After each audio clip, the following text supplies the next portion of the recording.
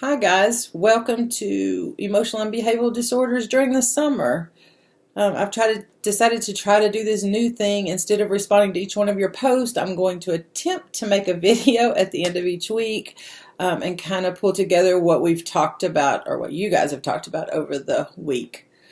So I wanted to start today a little bit first by an announcement that I've changed the syllabus and added the dates for the quizzes. I noticed that the dates weren't there. So if you look at the quiz, you'll see that, if you look at the syllabus, you'll see that the first quiz is on June 14th and the second quiz will be on July 3rd. So I have a couple of questions that I have for you guys and some thoughts. I wanted to talk to you about the reason we're using Nearpod instead of discussion posts. I decided for this class we would do fewer discussion posts and more activities on Nearpod so you could be involved more, I think, and writing less. I like discussion posts because I like the idea of being having conversations in the class, but I think Nearpod's a really good way to move forward.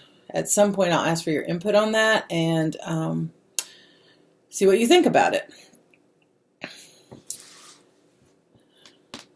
Let's see. So you talked this week about your theoretical model, and actually as part of Nearpod you participated in a poll to see which theoretical model most of you were interested in. It looks like 33% of you gave no answer, so work on that. 39% of you said social cognitive, and 28% said behavioral, which is also quite interesting. Some people consider themselves eclectic, which means you prescribe to more than one theoretical model, which is kind of how I perceive myself. I love behavior, and I love behavioral concepts, but they don't always answer all of our questions, right? So we know that, or I think that, or I believe that behavior is shaped also by environmental things that happen and by your thoughts, so the cognitive processes, in addition to behavior.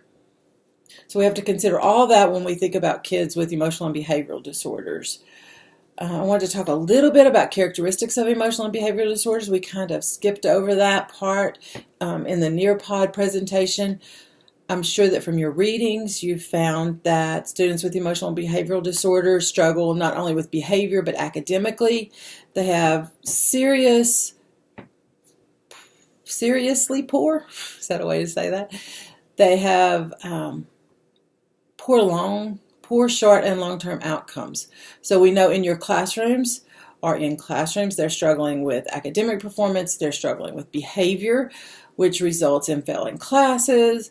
And ultimately, a lot of our students with EBD end up dropping out of school, which results in underemployment or unemployment. And a lot of our students end up actually incarcerated from dealing with drugs and all kinds of things. So it's important to think about the characteristics of EBD as you work through this class. As some of you know, this is my favorite topic. I taught students with emotional and behavioral disorders for 3 years, but then I was a behavioral specialist and especially a counselor for over 16 years. So this is my favorite topic. These students are challenging. They challenge teachers, and they're also challenged in the classroom. So we'll talk about both perspectives, the perspective from the student and the perspective from teachers and parents as we go through the semester. Let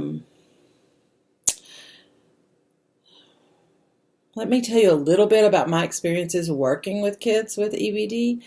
When I taught in a very rural, small town in East Texas. And I taught a self-contained classroom with a leveling system and points. So kids earned points and privileges, and then they moved up on levels and were able to earn their way out of my classroom. They always managed to earn their way back into my classroom. So as we go through the semester, we'll talk a little bit about inclusion of students with EBD in general ed classrooms and what that looks like, and some of the pros and cons of that. I think that's pretty much what I have for you tonight.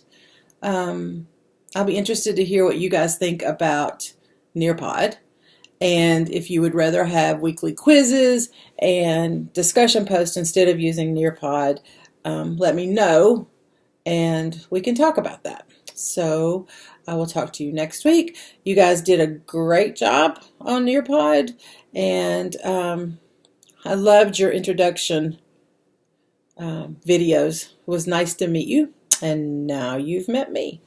So I will talk to you next week.